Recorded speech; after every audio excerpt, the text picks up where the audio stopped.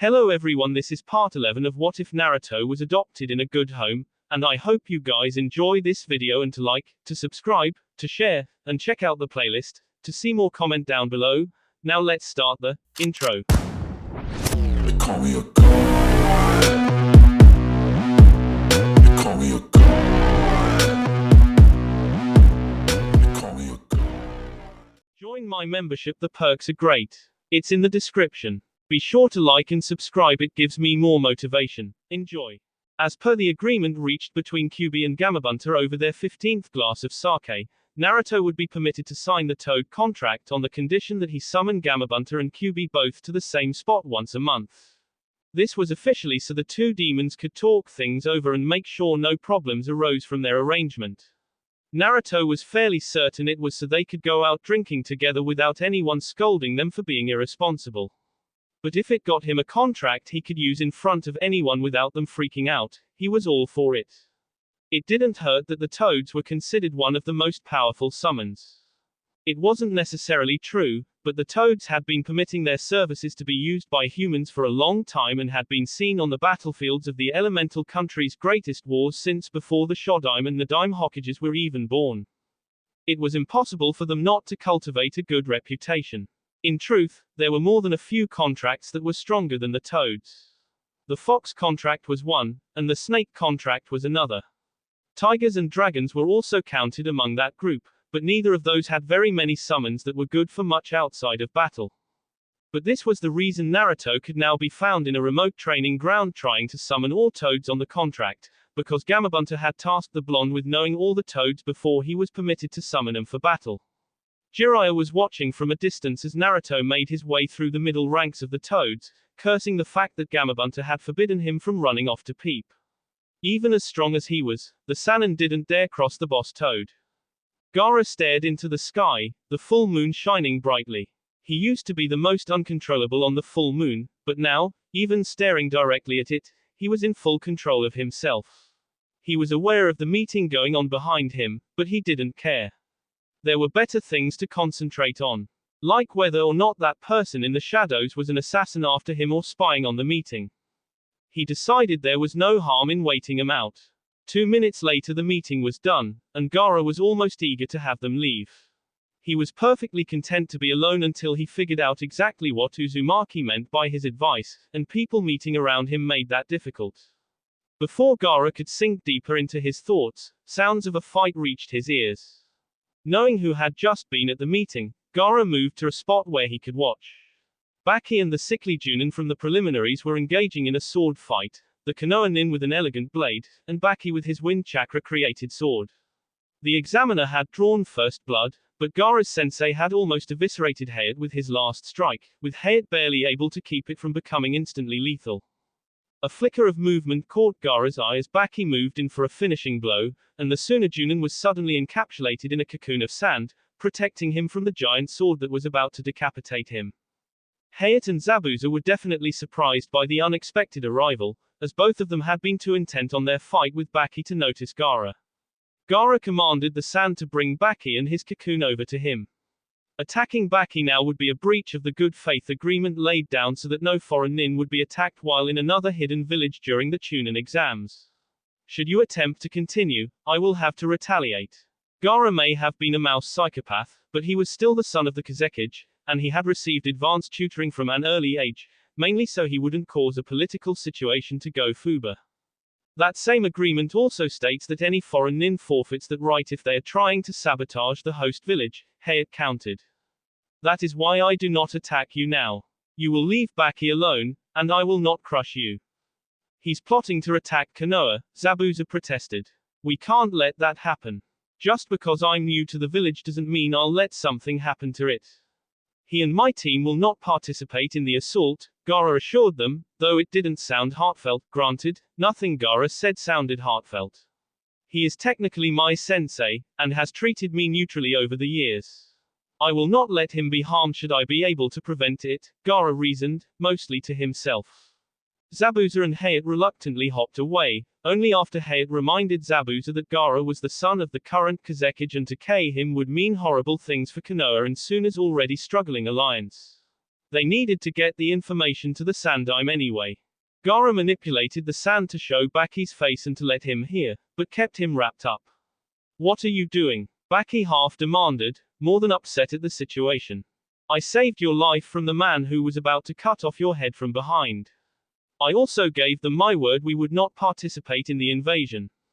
Baki's face turned furious. What are you thinking? You are the son of Kazekage-sama, but you don't speak for everyone, he said urgently. There's no way Suna could back out of their alliance with Oto now even if we wanted to. The sand crept up to cover Baki's mouth and prevent him from speaking. I said nothing about Suna not attacking. Merely you. Temari and Kankuro will stand down with me as well. The rest of the village may attack. You three have treated me as though I were human over the years. It would not be right of me to let us. The rest of the village has treated me as a demon. They will if they truly wish to attack. Baki struggled in his bonds and Gaara pulled the sand down. Why do you think the attack will fail? Do you really think your own village is that weak? No, but they no longer have Shukaku to depend on. Konoha still has their Jinchuriki. He would have defeated me if we had fought. Konoha also has the advantage of knowing the area, and now has foreknowledge of the attack. Suna and Oto will fail. Baki sagged. He knew Gaara had a point. A point that was only made worse as it was delivered in a dry, methodical monotone.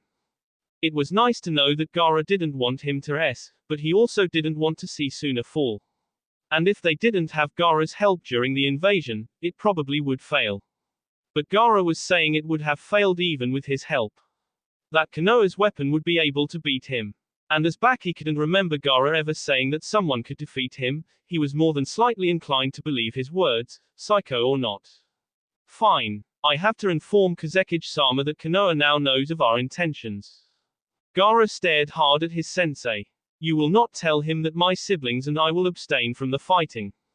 You would let him believe he has the power of Shukaku when he doesn't. Baki gulped as he was pinned by the force of Gaara's glare. He has not had the power of Shukaku since he first tried to kill me. He has abandoned me. Now I abandon him. Gaara turned to walk away, the sand cocoon loosening from around Baki and trailing after Gaara. And Baki, Shukaku no longer holds any control over me. My power is mine alone. Do not intimate that it is anyone else's. Gaara disappeared, content in the knowledge that he got his point across.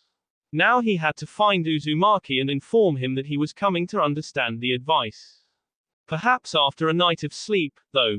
Sleep really wasn't appreciated enough by the masses. At Training Ground 7, the same one they had taken Kakashi's bell test, Sakura bent over the scroll she had taken from the Konoha archives. She had finished with Kakashi's scroll the day before. It had contained some basic but hard to break genjutsu, but the scroll from the archives contained some much more interesting and unusual. They were easier to break than the genjutsu Kakashi gave her, but they were designed to be much more distracting and disorienting, something that fit in with her fighting style. Wait until her opponent dropped his guard before going in for her attack and then getting back out again. However, Sakura was so absorbed in her studying that she didn't notice the person watching her. Azuki Yugao sat in a nearby tree, watching Sakura work. She had been there since before the pink-haired Kunoichi arrived, thinking on the changes that had just occurred in her life. She was one of the Anbu of Konoha, at least she was until her last mission. Now she was just another Junin. It had been a regular assassination that had gone terribly wrong. Her four-man squad was usually more than enough to deal with anything they came across, with a near-perfect record. Of course, no ANBU's record was perfect, but her teams had been close. However, what had been a fairly routine A-ranked assassination turned horribly wrong when her team found out that their target had apparently gotten wind of Konoha's movements against them and hired bodyguards. Normally, bodyguards meant nothing to a well-trained Anbu. However, while their target was the kind of person whose personal preferences would have made even the most hardened shinobi ill, he was also rich enough to hire someone who would be able to guard him well. Kumo's legendary shinobi, the Lightning Dragon. All of the great shinobi nations had ninja who were the most famous and powerful, ones who were capable of staring down full Anbu platoons without flinching. The Lightning Dragon was Kumo's. The Lightning Dragon was most famous for his time during the Third Great Shinobi War. Kiri's forces had heard of a remote pass that would grant them access to Kumo. The lightning dragon defended the pass entirely on his own while the rest of Kumo's forces dealt with the distraction Kiri had sent. Before Kiri finally retreated, the lightning dragon had claimed the lives of more than 180 of Kiri's shinobi.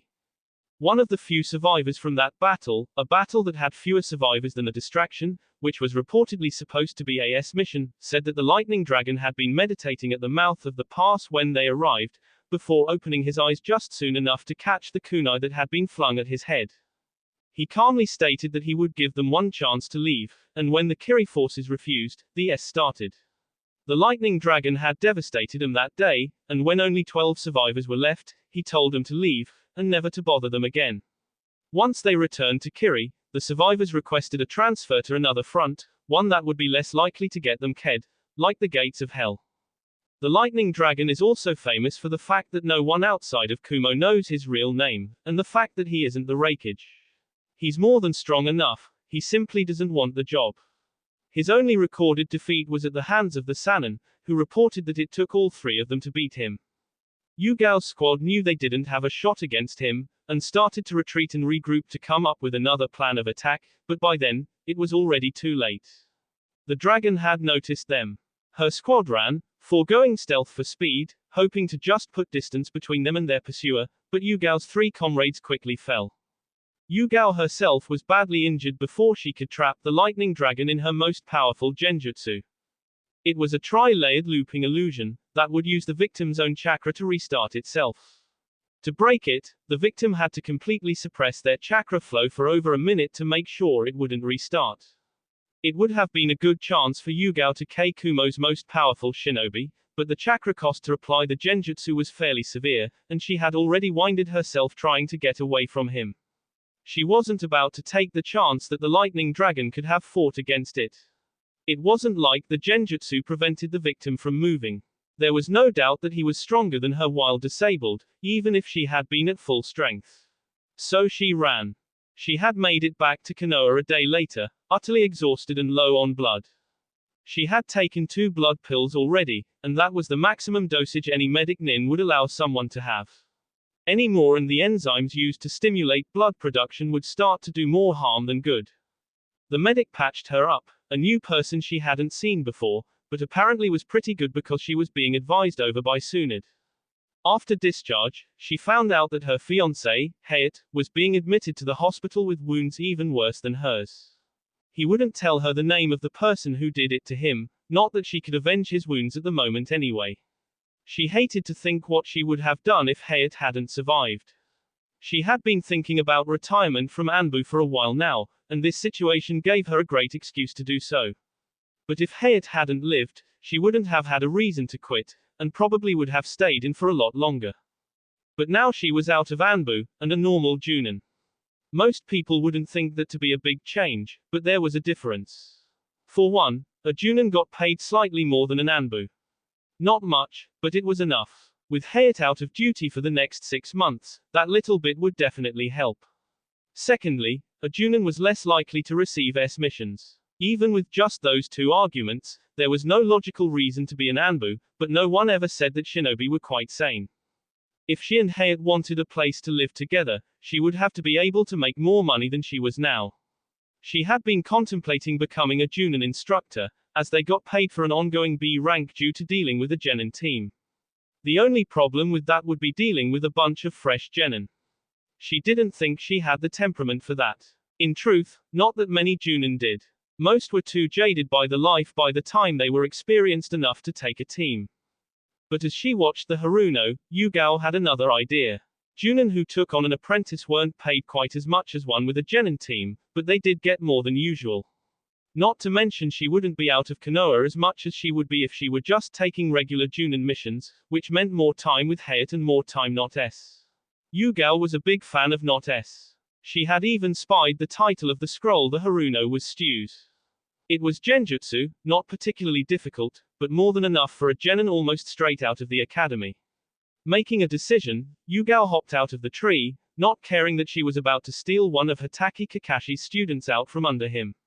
He never should have played that prank on her back when she was a rookie. Sakura had turned her head to look at who was approaching. Yugao having made no attempt at hiding her presence, in fact making a deliberate noise to see if she would be heard.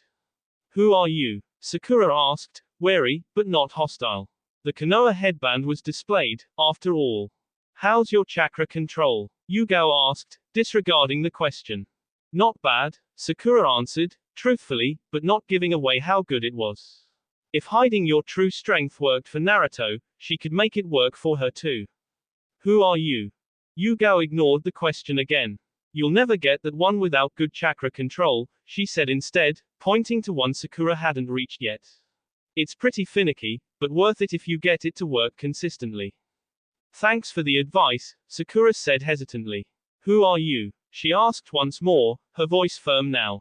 Yugao smirked. At least the girl wasn't blindly trusting her just because she was from Konoha. Try it on me. What? Sakura questioned, confused by the order. I want to see if you're any good at it, and the only real way to learn genjutsu is to do it on someone. Now do the damn technique. Sakura stared at Yugao for a minute, trying to find any signs of deception and failing. Slowly and deliberately, Sakura formed the needed hand seals and pushed her chakra out. Yugao's eyes ended up half glazed, but quickly shot back to clarity. Telling her it was a decent first attempt, she ordered Sakura to do it again. On the third try, the technique stuck, at least until Yugao flared her chakra and it broke. There. Now you know I can do the jutsu. Who the hell are you? She finally demanded, patience gone. Yugao smirked knowingly. Your new sensei. Shino ducked below the incoming strike before rolling around the next. His right arm was S for the moment, and would be at least 4 more minutes before chakra circulation through it resumed. Another strike came through and brushed through his hair, and Shino planted his foot on his opponent's stomach and pushed back. Springing apart, Shino panted and stared into his opponent's eyes. Slowly, they came to an agreement. Hinata smiled and moved over to the tree where they had placed the things. Your speed is better, Shino-kun. You were only hit once. Shino massaged his right arm idly, trying to get it working sooner. My response time is getting faster, but it still is not at appropriate levels. If my opponent in the finals is as strong as his teammate, I will need to be at peak performance. Also, he is a puppeteer, and they have a history of using poisons on their weapons. It is likely that I would lose quickly if I were even grazed with one. Soon as poisons are legendary in their potency. Well, you still have 2 weeks to train before the finals, Hinata reasoned softly. She deftly struck a spot on his shoulder, and to his credit, Shino's wince wasn't very pronounced as chakra started circulating once more. No matter what they may call it, the Hyuga's taijutsu was anything but gentle, even if it was boosting chakra flow. You should have plenty of time to make sure you pass. Shino was silent for a minute, absent-mindedly taking a rice ball from Hinata as she pulled food from her bag. She had been making them lunch for a while, ever since Shino had mentioned he had liked her cooking better after eating at a place in the market. Perhaps you are right, though it stands to reason that I will not make it past the second round. Hinata whipped around to stare incredulously at her teammate. What are you talking about? Logically, I will not make it past the second round. Should I beat my first opponent, I will have to face either Shikamaru, or the Suna Kunoiki, who we know to be fairly strong. I am uncertain if I can outmaneuver Shikamaru, and I do not have any long-range attacks to contend with this Temari's wind attacks. I should be able to defend against them, but defense is nothing if you never attack. Hinata sighed. It was tough to try to be optimistic when Shino was always using logic to shoot it down. It wasn't like he completely refuted your opinion, he just made it real hard to keep your position. Shino-kun, wouldn't it be easier if you just attacked the puppeteer rather than trying to deal with the puppet? That would be safer. True, it would be, but that weakness has been exploited in the past far too often for him not to know of it. I will target him if possible, but it is likely he has prepared eventualities for that action. The pair ate in comfortable silence for the better part of 20 minutes before Shino spoke up. What do you think my chances are for the tournament? Hinata smiled. I think you'll do very well, Shino-kun. What is the purpose of genjutsu? Sakura smiled, this was her type of thing. If it was a straightforward question, she knew it. Unfortunately for her, most things weren't straightforward in the shinobi world, but that's another matter. Genjutsu is used to distract your opponent and fool their senses, she answered confidently. Yugao nodded. That's a perfect academy answer. It's also completely wrong. Sakura's jaw dropped in disbelief. Genjutsu is about control. If utilized properly, a genjutsu can fool the target's body into shutting down without you ever touching them. You can drive any person completely mad. You can turn someone to your will, making them do whatever you want. You can have them attack someone they've known their entire life. That is the true power of genjutsu. Do you understand? Yes, sensei, Sakura answered immediately. No you don't, Yugao snapped. You won't understand until you've done it. And I know you've never done something like that. You've never even heard of genjutsu being used like this, have you? Sakura was looking at the ground now. No sensei, I haven't, she mumbled in response. Stop that, Yugao ordered. I won't have my student acting like that. If you don't know the answer, say so. If you need help figuring something out, ask. I won't discipline you for not knowing something I haven't taught you. That doesn't make sense, and it's counterproductive. Now, the reason you haven't heard of it used that way is because genjutsu is AS art. It will never go away, but it's not appreciated like it used to be. Most famous ninja become easily thrilled with shows of great power, and one of the fundamentals of genjutsu is to not be caught. There's plenty of exceptions to that, we aren't going to cover those yet. Now, what could you do with a genjutsu that affected taste, but no other senses? Sakura thought for a moment, and realized she wasn't coming up with anything. I'm not sure, Yugao-sensei. Everything I can come up with is a support for something else. Isn't it supposed to be more effective if you take away more than one sense at a time? Yugao shook her head in disgust. Fools at the academy, they're all idiots, she grumbled, loud enough to be heard by her student, who wisely kept quiet even though she wanted to defend her former teachers. I was given an assassination mission once, and I had to kill a merchant while implicating another person. This other person was well known for a specific poison, and I was supposed to use it to kill the target. The problem was, this poison had a distinctive flavor when orally ingested, which was also the most effective method of delivery. I infiltrated his cook staff, added the poison, and when I served it to him, I placed him under my genjutsu. He wouldn't notice anything was wrong, he just wouldn't be able to taste the poison. As he wasn't able to taste the poison, he SD before anyone could get him an antidote. Sakura's eyes were wide. Wow, Yugao-sensei, that's really impressive. I would never have thought of that. Given enough time, you would have. You also don't have the experience in my way of thinking that I do. It will come in time. Something you need to understand is that the best genjutsu specialists have excellent imaginations. Most people will tell you they need to be great at strategy and tactics, but all ninja have to be great at strategy and tactics if they want to survive. Imagination is the key to making a great genjutsu wielder. You can be one without it, but it makes life easier. The reason for that is because there's no really standard genjutsu. Taijutsu and ninjutsu are different, and that's why they're so attractive to most ninja. They can be taught easily, and you know if you're doing it wrong. Genjutsu is different. There are some that are widely used and copied, but any real genjutsu specialist is going to come up with her own techniques. Understand? Yes, Yugao-sensei, Sakura answered firmly before nervousness crept into her voice again. Yugao-sensei, I've never really been the most creative person, she explained. Well, now you know the first thing you're going to have to work on. Ino strolled down the market, picking out what looked good for dinner that night. Her mom could do it, but Asuma-sensei wasn't able to give them the same amount of training as he used to, and Ino didn't want just hang around doing nothing. Besides, it was a lot better than looking after the flower shop. After she had found all that she wanted, Ino started on her way home, but veered off to the side when she saw someone she hadn't talked to in a long time. Hey forehead, how's it going? She greeted Sakura, who was currently sitting on a rooftop, watching the crowd and taking notes in a half-filled notebook. Oh, Ino pig, I didn't notice you coming. Ino smirked. Guess you better work on your detection skills then. I wasn't even trying to hide my presence. Sakura wavered and disappeared, twisting into existence 6 feet to the right. You should probably work on your genjutsu detection then. Ino started as Sakura appeared, but covered it quickly and walked over. So what's up with you keeping a genjutsu up like that? You are in your home village, you know.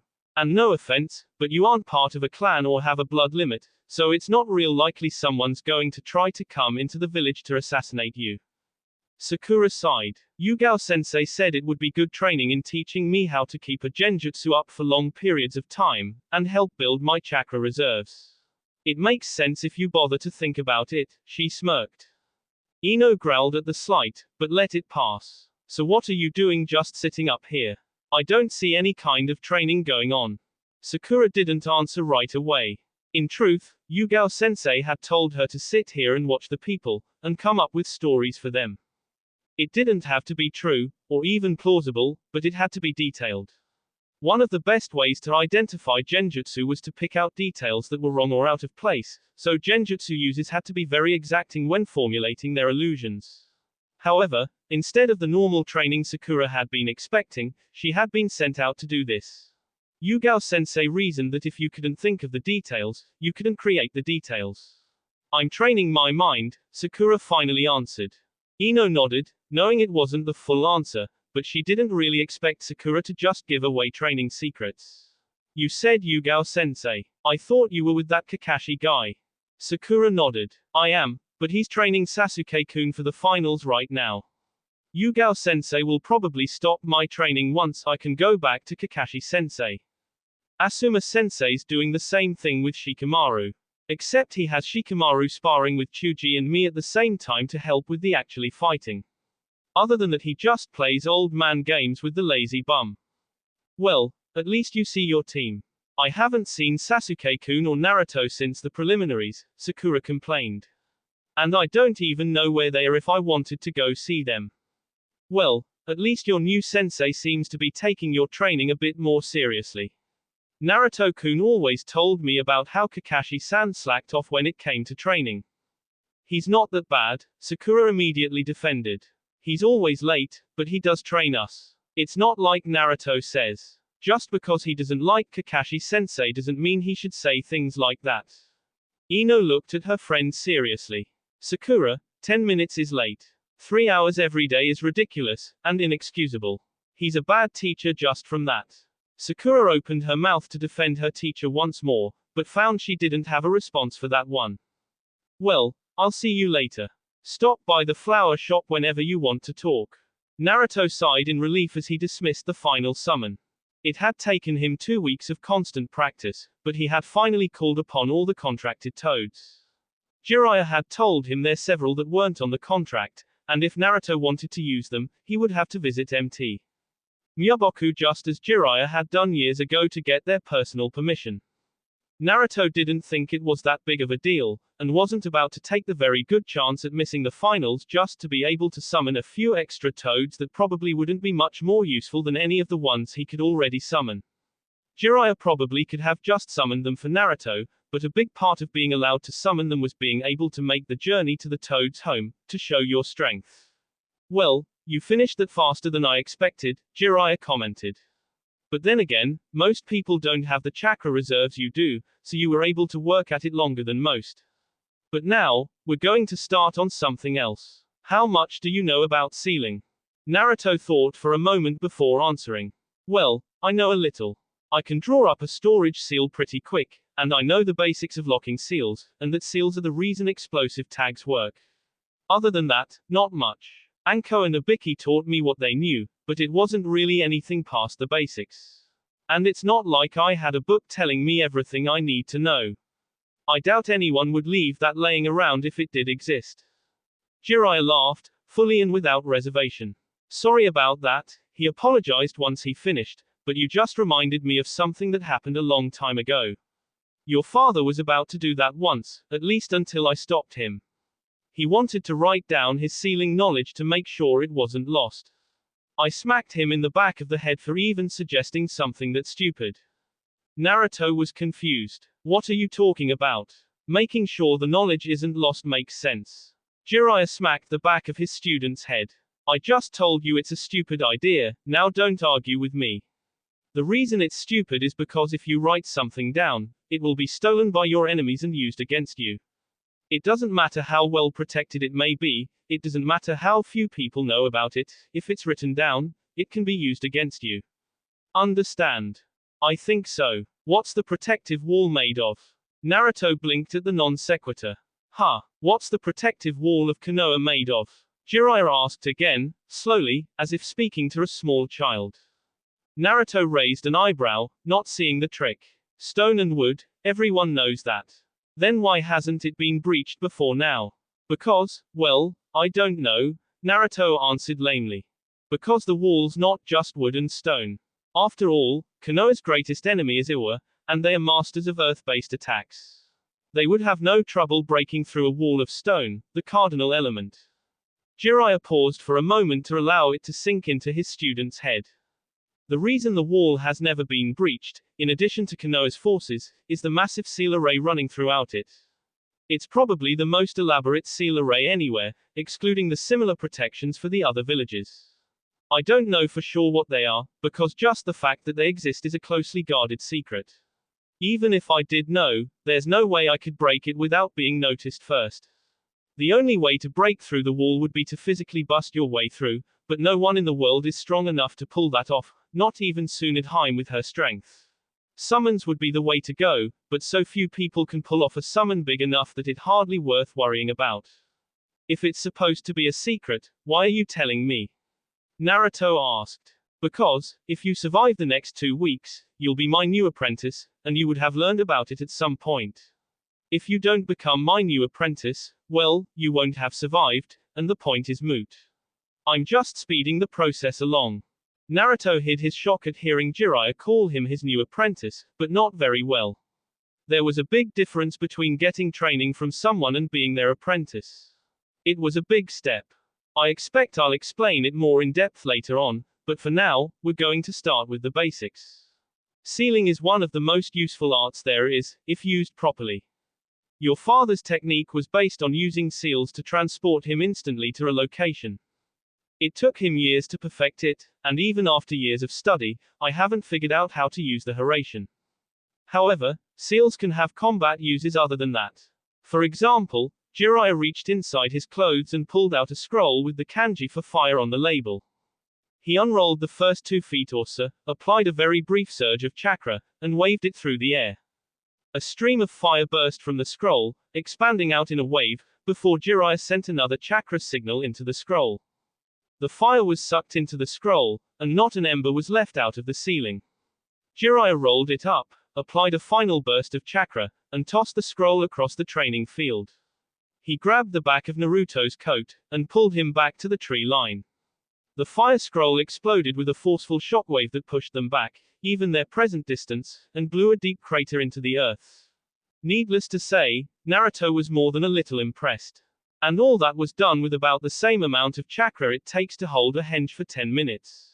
Flashy ninjutsu can be devastating and intimidating, but they're no good if you burn out your reserves every time a fight goes on longer than you predict.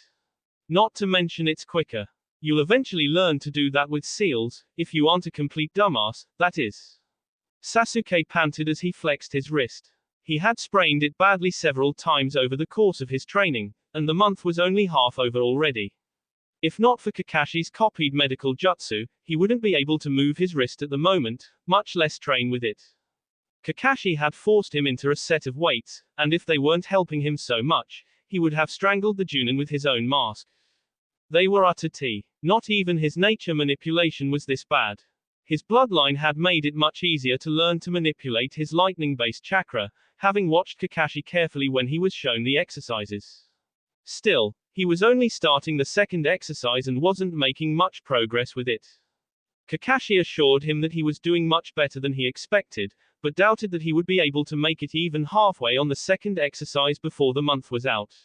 It was much more difficult than the first, and even though Sasuke knew exactly how to manipulate his chakra, he still couldn't do it.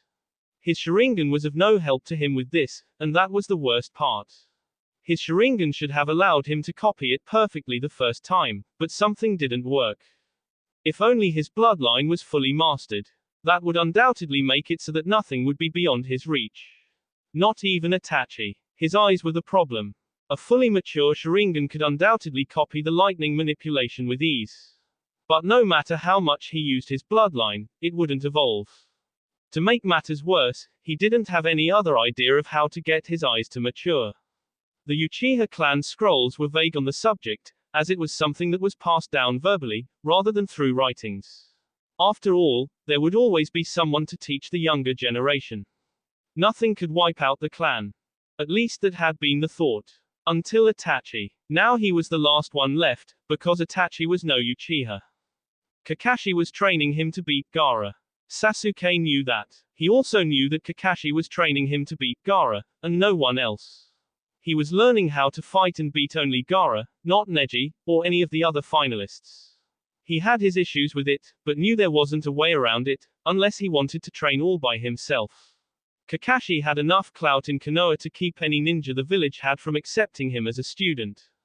Sasuke grunted as he started another speed and agility exercise. Kakashi had told him his reasons for training him to beat Gaara specifically. He wanted Sasuke to win, and you couldn't beat Gaara without specialized training, unless you had overwhelming power that Sasuke reluctantly recognized he didn't have. Besides, the finals weren't particularly likely to go past the second round. It was all well and good to have it set up in a tournament style, but that was really just an illusion. The finals were set up to push contestants to the limit, and make them show everything they have. Most of the examiners weren't expecting a good fight after the first round. Too many genin didn't know how to pace themselves, and even if they did, it never really seemed to do much. Not to mention that this year's crop was pretty good. Sasuke could admit that to himself. Even Naruto was better than Sasuke had ever expected in the prelims. He had obviously been holding back in their practices, but even if he wasn't necessarily AS last anymore, he was still the biggest idiot he had ever seen. Beyond that, he was fighting Hyuga Neji in his first fight. Naruto had almost no chance of beating Neji, as Neji was a genius shinobi, and Naruto was still an idiot. And an idiot like Naruto stood no chance against a genius prodigy. Just to beat another S last, Naruto had been forced to blow himself up. If he continued with that kind of strategy, there was no way he would win. Still, it wouldn't do to count out the rest of the finalists. Once he beat Gaara, he would have to face Neji, unless his teammate pulled out a miracle and CS-pled the Hyuga or something. As pleasant as the thought of the arrogant Hyuga in pain was, Sasuke knew it was only on the barest reaches of possibility. However, if he wasn't exhausted by the time the final match came, Sasuke wasn't sure whom he would face. He knew it wouldn't be the Nara. Even though Shikamaru was good at strategy and tactics, Sasuke knew he didn't have the staying power to last, not when there were stronger combatants he would have to face. He could no doubt maneuver his way into beating the Suna Kunoichi, but he wouldn't likely be able to do the same in the second round. Sasuke knew of Shino's intelligence, and puppeteers were notorious for planning ahead. Unless Shino was able to battle his opponent to a draw, Shikamaru was of no consequence. The Suna Kunoichi probably wasn't worth worrying about. She was powerful with her fan, but seemed too one-dimensional. All he would have to do was remove her weapon, and she would be neutralized. He had briefly been concerned about getting in close enough to take her fan, but after seeing how fast Kakashi's weight training was making him, Sasuke had no reservations about saying he would be able to get past the wind blasts. Shino and the puppeteer presented the biggest problems. Even though Sasuke had known him for a number of years, Shino was still a mostly unknown quality. He was incredibly difficult to read, and even harder to fluster or aggravate.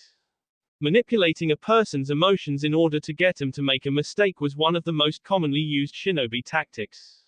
It was also a major reason as to why you were taught back in the academy how to control your emotions. If you didn't, you were S. The main problem was that Shino took that lesson to heart, like all Aburame. If he couldn't fluster him, it was up to Sasuke to beat him on pure fighting skills alone. Sasuke didn't doubt that he could do it, but again, Sasuke knew his fighting skills would be enough to win. And by that point, Shino will have fought 2 fights, and even if he wasn't exhausted and chakra depleted, Sasuke really doubted he would have any hidden tricks left. The puppeteer worried him the most, after Gaara. If not for his enhanced eyes, Sasuke doubted he would have been able to see through Kankuro's strategy in the prelims. It wasn't complex, but it was very effective. And if there was anything the academy had drilled into their heads about puppeteers, it was that they always had another trick. There was always another way for them to attack. Sasuke would have to find a way around his attacks quickly enough to get to the actual puppeteer before he could unleash another barrage. Easier said than done. His bloodline wouldn't be able to warn him about any impending attack until just before it was released. That wasn't nearly as much time as Sasuke was used to. Stop forcing it. You're trying too hard, and if you do that, it'll never work. Sasuke glared at his sensei, knowing his thoughts had gotten him worked up while he was practicing. He was just lucky that the Chidori could be used with only the first stage of lightning manipulation learned. Otherwise, it was unlikely that Sasuke would have been anywhere near being able to use it for the finals. However, if Sasuke ever wanted to learn the advanced form, the Reikiri, he would have to master elemental manipulation. Of course, this was just a tournament with Genin hopeful to become Chunin, and lucky enough to get past the prelims. The way Sasuke saw it, he wouldn't have to use the Chidori more than once, and most of the people who made it as far as they did were lucky to have had weak enough people to fight in the prelims. They never would have made it as far if they had to fight someone stronger. His only regret was that the spandex freak wouldn't be in the finals, and Sasuke wouldn't be able to prove to Lee that a genius will always surpass someone like him. Sasuke took a breath and started molding his chakra once more. Lightning chakra was difficult to use due to how hard it was to control. Sasuke was able to make a decent amount of it already, but at this point, he wasn't able to keep it from fleeing or out almost immediately. It was even harder to do when he was irritated or annoyed, two emotions he felt nearly constantly when training with Kakashi. Sasuke felt the chakra flowing, and found it was working better than usual. It was finally working. Sasuke concentrated and pushed more elemental chakra out of his coils. He was finally going to be able to move on. FOOMP. The lightning chakra overloaded and surged back on Sasuke, electrocuting him, and sending his arms into a brief spasm. Kakashi shook his head briefly, and looked at his student dispassionately with his one eye. I've told you to stop forcing it. If you force it, it will either dissipate, or shock you. Hold on loosely, but don't let go. Well, now that just sounds stupid. Everyone knows something needs a firm grip to be controlled. Naruto grunted as he woke up on the unforgiving ground of the training field.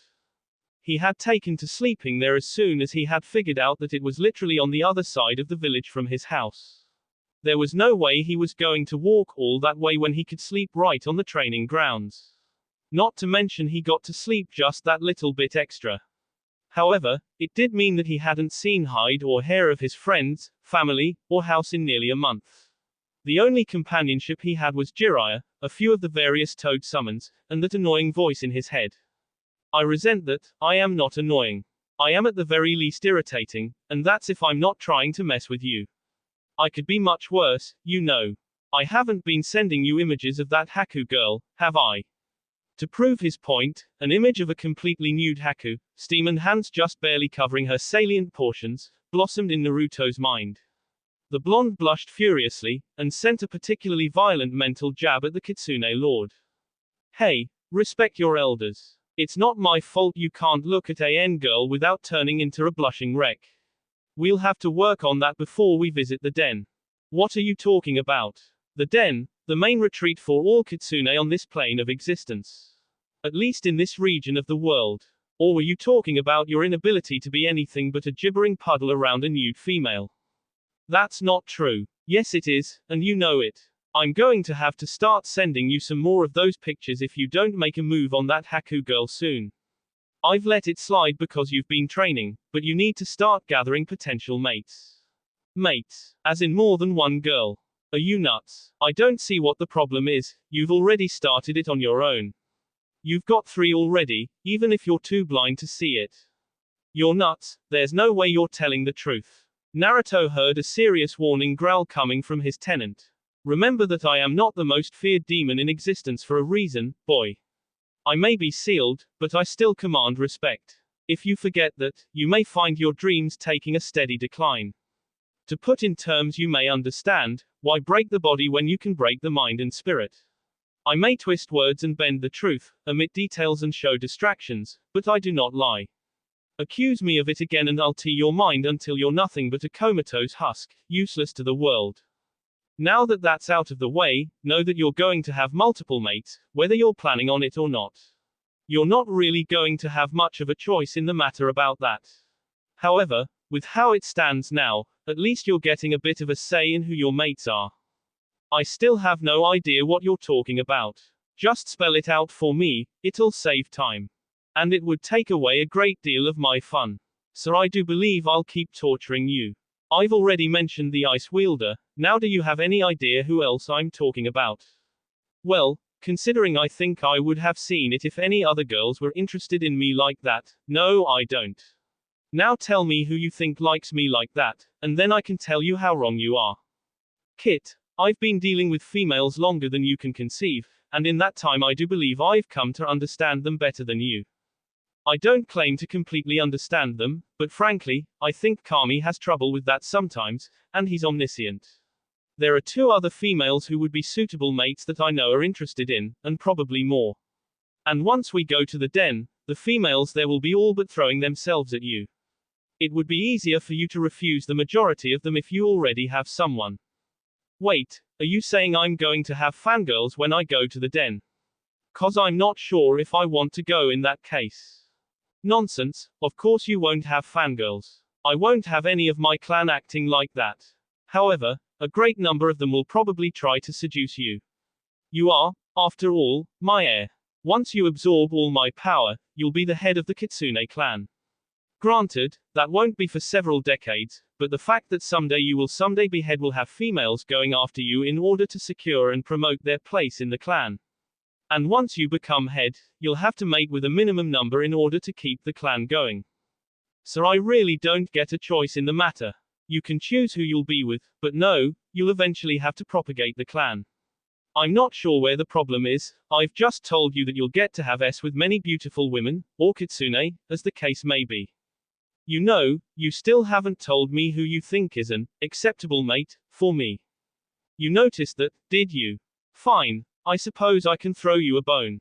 You've known them for most of your life, and you've fought alongside them. Blonde and brunette. Come on, I can't get much more obvious than this. One of them has already been out on a date with you. Ino-chan. Well, I suppose that makes sense, but she hasn't talked to me since the prelims. That probably has something to do with the fact that you haven't set foot in the village proper for almost a month, and nobody knows where you are. Oh, right. Wait, are you talking about Ten-chan too? I always thought she was kind of had a crush on Neji. Kit, she tried to catch you changing more times than I can count on that mission to the Bears region, and she can barely keep herself from creaming her panties whenever she sees you in your Hanyu form. I always wondered what that smell was. Well now you know. And knowing is half the battle. Personally, I recommend going after them soon. You never know what's going to happen. Naruto was about to retort, but felt an incoming chakra source that was uniquely familiar. Gaara stepped out from behind a tree a moment later, staring impassively at Naruto with his arms crossed. Uzumaki. Hey, what are you doing all the way out here? Naruto asked, a little wary. I am warning you about the invasion that will take place during the exam finals tomorrow. Suna and Oto will attack. Do not s. Gaara made to jump off but Naruto called him back. Wait a second, invasion, what's going on? Konoha's at peace with Suna, isn't it? Why would they attack us? Konoha has taken much of Suna's business due to our idiotic daimyo. Oto approached the Kazekage, and he declared that we would go along with the plan. The invasion will fail. Why are you telling me this? And why do you think it's going to fail? Naruto's head was spinning with the revelation. The invasion will be repelled because I am not going to assist. I was originally supposed to release Shukaku to attack the village. Without that, they will not win. Gaara was silent for a moment. And I am telling you because I do not wish to see US.